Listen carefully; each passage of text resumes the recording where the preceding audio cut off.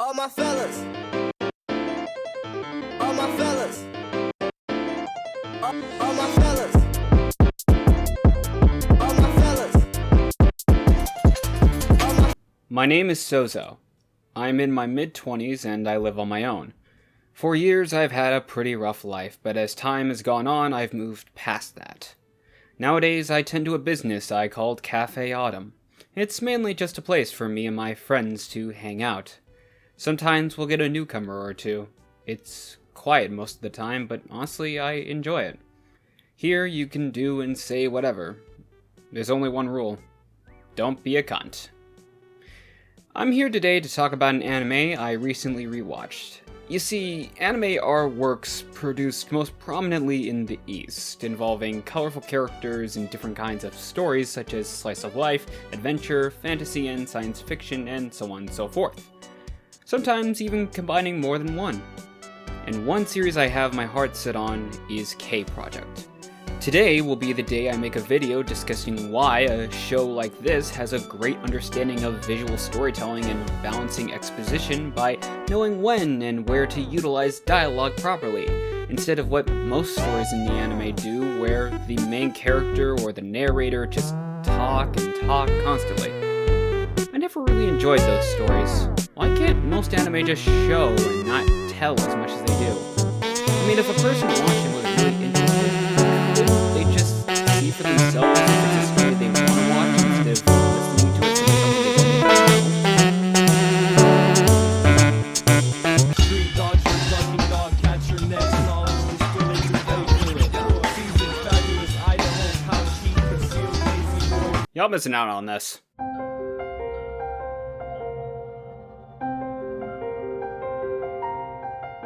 K-Project is one of the most beautifully written and animated stories. Well, at least both for the first season. And it's also some shit that, if I'm not careful, King Records is just gonna Thanos this vid out of existence. Which is probably why I have yet to see many people really talking about the series on here. And why do I think that? Well, assuming you skip the first 30 minutes of this fucking intro, a lack of that. Yeah, that's why. Yeah, media loves to do this shit a lot, especially in anime. Instead of having conversations either flow naturally or saved later at points, it's just... Shut up! You rats with wings! Here's the thing. That might work on a 16-year-old anime that thinks long conversational pieces and shows about stuff you could just show and didn't need to explain to everyone for no real reason is stuff adults watch. But for everyone else, I seriously doubt that. And this is why, to me, K-Project does this incredibly well. Without telling you the story, this is how it starts. No dialogue, no narration, just this. Because you don't need that at the beginning. The scene after adds in dialogue, but none of it is directed to the audience. All you need to know is these guys are dangerous and they're looking for somebody with a gun. And apparently, these guys can just use fire. As soon as the soldiers in blue show up, we see how these guys present themselves in front of one another. All of that before the intro. Why, what, who, how? These are questions the show answers, provided you actually are interested. Without even knowing it, you got everything you need to know about the rest of the story in this opening alone, without the audience being told more than what was necessary. That, mixed in with some stellar visuals and great animation, helps sell this series towards anyone who wants to actually give a fuck. The first season has moments like this throughout, but of course, contextually speaking, information has to be given for those who don't know, which is why they leave it to 3 specific characters from different factions. And each character has their own way of addressing info. Izumo Kusanagi, for instance, addresses info while also keeping a laid-back and even more natural way of discussing it, be it to himself or others. Reishi Munakata addresses info on a similar level to a soldier, on the book and with authority clearly addressing everything. Which, considering he's the leader of a faction that works on the same level as that actually makes sense. Kuro Yatagami addresses info like executioner, jury, and judge, in that order. He states his business, which gives individuals a chance to plead their case and determine the right course of action through himself, but sometimes others as well.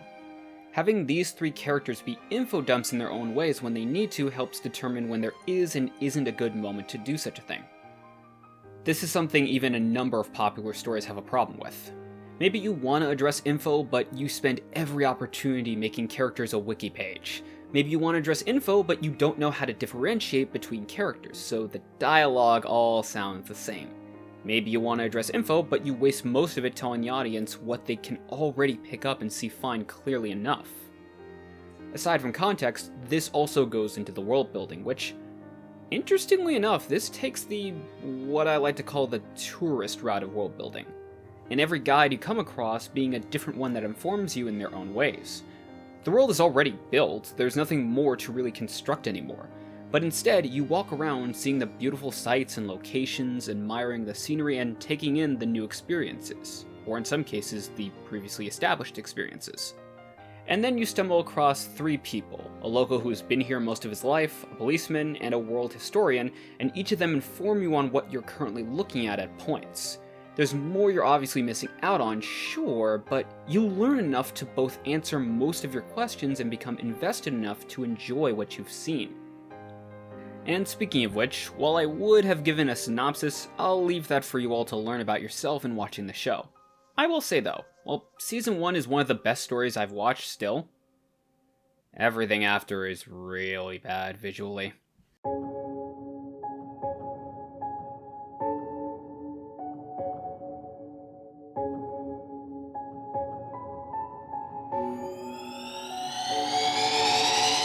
Now, I'm not talking about the animation on the characters or even the designs. I'm talking about how whoever was working at GoHands at this time wanted to do essentially what Studio Ufotable did with shows like Fate Zero and Unlimited Blade Works and emulate it without actually knowing what or how the hell they did it. That, mixed with constant usage of a gradient filter and washing out all those vibrant colors on the characters without doing it in a way that feels unnoticeable, being more obvious with the fan service than they were previously, just feels off. I'm not saying that this series wasn't opposed to showing a naked lady, but most of the times, it was at a distance and in ways that showed how hot they were, but just not shoving cake on the lens and going, "She's so pretty." It's a real shame, because the story is still good later on, it's just, I don't think the ends justify the means here. Also, this is an original anime, so they only have themselves to blame. And it sucks too, because imagine watching this and then finding out it's done by GoHands. You know, the studio responsible for Handshakers. Rightfully so, you'd question, what the fuck happened? But even with that aside, right, if nothing else, I do recommend watching the first season at least. Yeah, if you're familiar with bad CGI and 3D animation with stuff that GoHands does now, a lot of it is either nowhere to be found, done so much better, or unless you were deliberately looking for every little bad detail frame by frame, Pokemon Sword and Shield style, it's not something you're gonna look at it and go, God, really is hard to look at, isn't it? May I? Of course. As for the characters, they're really well done. This series has some really good character designs. The characters in blue wear blue. Yeah, that's a no-brainer. But then you get characters in red, who wear all these different attires, with red being more of an accent or a highlight at times. Like how the leader wears mainly black and white, but his hair being this gelled back red. His second in command, blonde hair, white and black motif, but wearing red shades. Even Anna, who's basically Makoto's adopted child, is an inverse of this, wearing a red dress with black accents. Also, they do something interesting with her character that they never address outright in the first season, but the dialogue and visual storytelling help convey the info without ever spilling it out like we're 5 years old. Or Twitter users. And the acting? Okay, if you've ever been a fan of JRPGs, chances are the names Keith Silverstein, Patrick Sates, Tara Platt, Johnny on Bosch, Ben Diskin, Todd Abercorn, Sam Riegel, Matthew Mercer, Stephanie Shea, and Kirk Thornton, just to name a few, ring a bell. And if not, chances are you've played a JRPG with at least one of their voices. Yeah, there's a sizable cast of characters in this, and a story that's both interesting and investing, alongside animation and powers that look so good that I'm actually surprised this is an anime and not a fighting game or an action RPG. Also, everyone's just so goddamn hot. Now, I would say it's a shame this anime is so underrated, but honestly, I think it's had its spotlight. I'm certain a fair amount of people actually know about the series, considering it got 2 seasons, a movie, and a spin-off series. No, I think the reason why there aren't as many videos covering this series is the copyright holder. 100%. Yeah. King Records just blocks out just about every video on YouTube with anime they have rights to. I've dealt with them tons of times in the past, and it's a bitch and a half a lot of the times. When I did a video discussing Toradora, I had to go back and edit it just because one scene got the whole thing blocked worldwide. So if you're wondering why most of this video is mainly just screenshots instead of footage, yep, there you go. My point at the end of the day is... Street dodger, ducking dog, catch your next knowledge, we still ain't too late for it. Season fabulous Idaho, how she concealed lazy boy. Y'all missing out on this.